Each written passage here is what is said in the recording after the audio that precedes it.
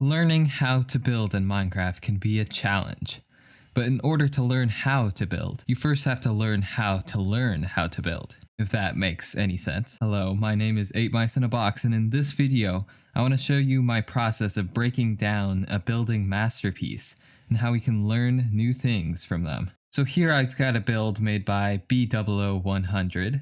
This build specifically was from the Hermitcraft Season 7 server in Aquatown.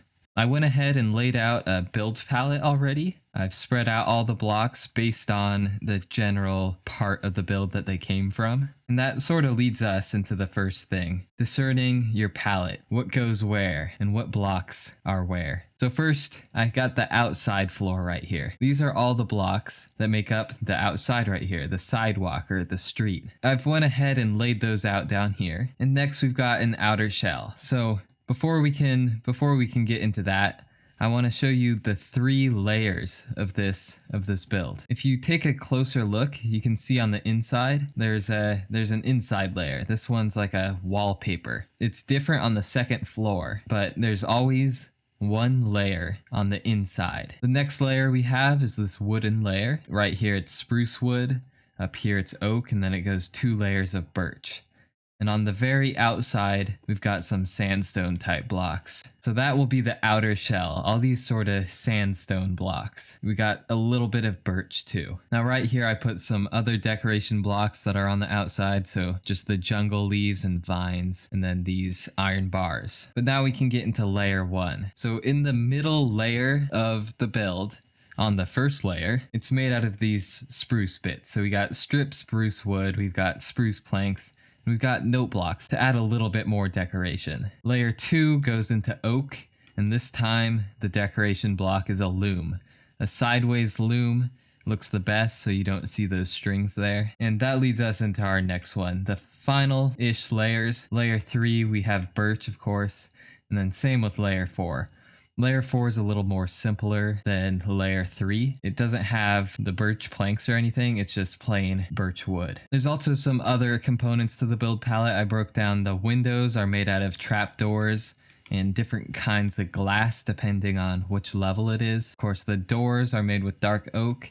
It also has some dark oak trapdoors and then gray wool as well on the floors. If you come and take a look, there's gray wool right under the door for the first level. Now these are also the blocks that make up the interior wallpaper. On the first level, it's a dark oak trapdoor with these blocks switching in between each other. The ceiling is then made out of different kinds of quartz, and that's also going to be the floor of the next level. And for floor 2, the interior wall is dark oak, stripped dark oak with lime terracotta on top. The other floors didn't have any interior decoration. Now, not only should you be dissecting the build palette, but it's also good to take different components of the build and lay them out in order to break it up into simpler chunks. So here we've got the stair bit. You got the sidewalk that will go around it, but the stairs go right up to the door. Another thing that I noticed while just looking at the build is that it contains these towers. The towers sort of tie up the individual levels. Each level has like clearly different because of the wood bits, but in order to combine those together, it uses an element of verticality. So these towers right here tie everything together, every sort of horizontal bit. So on this one, this tower goes up to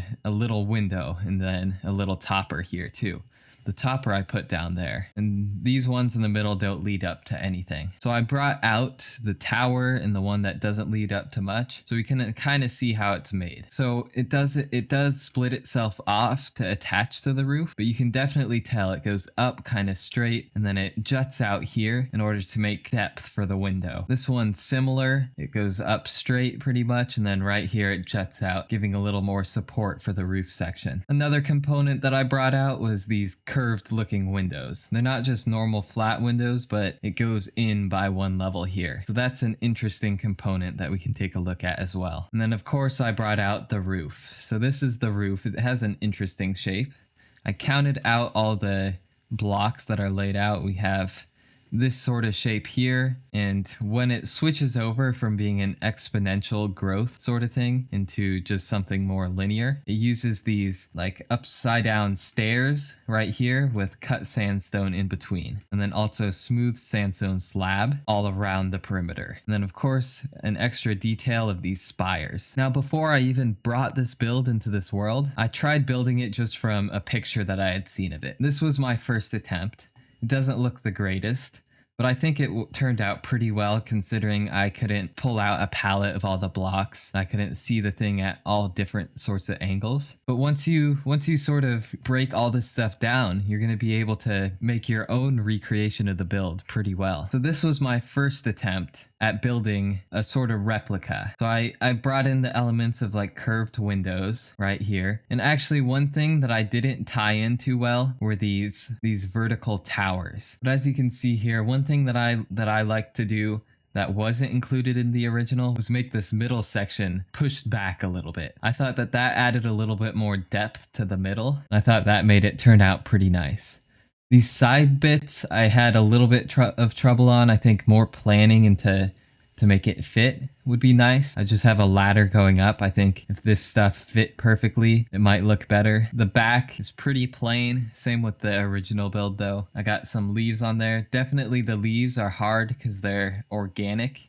You also have to be careful about the vines growing, and you have to use string to block it. And after practicing a build a little bit, you can ask yourself some questions. So I like to ask myself, what is the shape of this build? So this one, the basic shape is just a rectangle or square. So it's not anything too complicated. The shape sort of varies off of that, but the basic component is just the rectangle. Next, you want to look at the structure. How is the build structured? So you can see a little bit of foundation on this level here, but not too much. But the main foundations that I've noticed while trying to recreate it were these vertical pillars that tied everything together. I think that's one of the main takeaways that I got from this build, is tying together the horizontal with the vertical. After looking at some of the components and the structural details that make up the build, I like to take a look at the texture. What are the blocks that make this up, and what is used for variation? So the variation in this, you could say, with the stripped spruce wood, you can mix in some of this spruce planks. That adds a little bit of variation into it.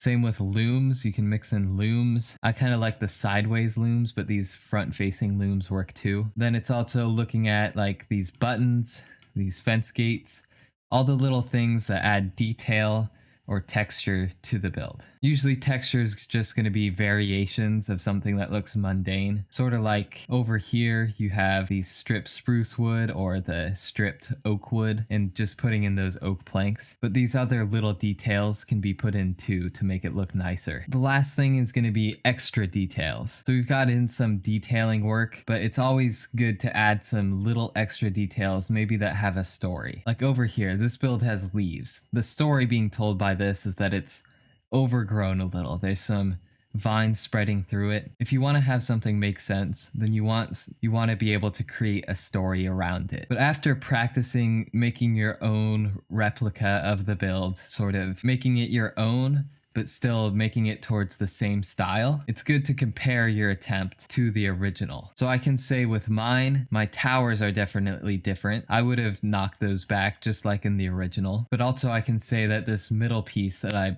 bumped back a little is something that I like more than the original. So that leads me into the next point, which is you don't always have to copy the style exactly. Choose which elements you like the best, but also mix in your own elements that you might like better. I also decided to recreate the front of the build one more time to tie in those vertical pillars a little more. So getting those in, getting that little cove in, I think I could have made that a little wider, and then getting a nice roof shape. Now lastly, if you want to learn from a building masterpiece, after you've practiced it, think to yourself, what could you have done better? What can you have done differently? If you can think of things like that, that means you can keep making improvements every time you practice more. Well, that's it for my breakdown of the Bdubs Perfect Realty build. And if you learned anything from this video, or you learned how to learn from this video, then make sure you slap the like and subscribe and stuff. Goodbye.